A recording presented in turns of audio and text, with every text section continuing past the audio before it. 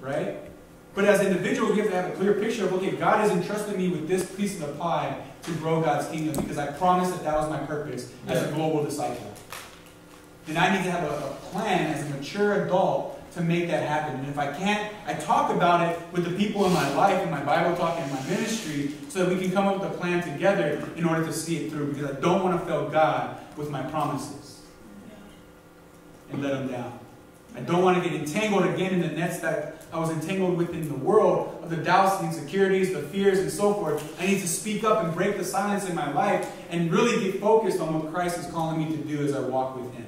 Amen? Right. So what we see there is that we need to take immediate action to drop the nets that we can easily get re-tangled up into. Even the apostles did. When Jesus left, they went back to fishing. And Jesus had to come again and call them to repent. Amen? But the second thing we see is that Jesus consistently calls His people to be outward focused, not inward focused. Yeah. He doesn't call these guys to turn around and say, hey, can you take some time to consider your nets? And once you're done casting your nets, once you're done preparing your nets for the day, then come follow me. No, He says He called them and immediately they came. Yeah. What we can't get caught up in is getting so focused on what we're doing in our own lives and our issues and our struggles. And what happens when we do that, we start fighting with each other, right? We start struggling to talk to people about God because we're not even talking about God with ourselves. Ooh. We start struggling about giving because we really don't want to give to God's kingdom when we're still trying to build our own kingdom. Right. Yeah. We get so inwardly focused that we start dishonoring God and pretty much disrespecting God by not focusing outwardly. Amen? Come on, baby.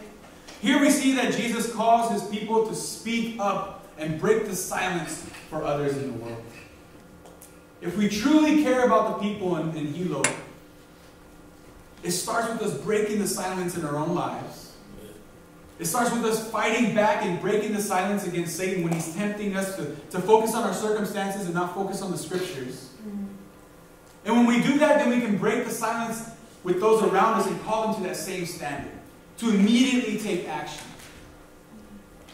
Not building up their own kingdoms. Not being inward focused, but being outward focused. And what's interesting is that when we become outward focused in that way, our problems begin to dwindle. Right?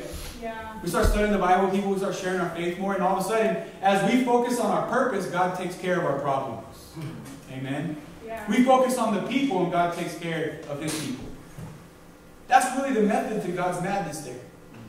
And we see that here in Jesus' account. When He's calling His people to Him, He's calling them to, hey, focus on me, come to me, and let go of whatever you were doing before. Not necessarily that fishing was wrong, but He's trying to give them a true purpose so that they can be focused with God. Amen? Come on. In closing here, we need to break the silence of our hearts. Meaning spending personal time with Jesus, allowing Him to pave the holes and cut down the hills that we put up in life, and open our mouths so that others can open their hearts to Christ. We break the silence against Satan, meaning to deal with our temptations, our struggles, our circumstances that we're facing in life the same way that Jesus did, and not the way we used to do prior to knowing God.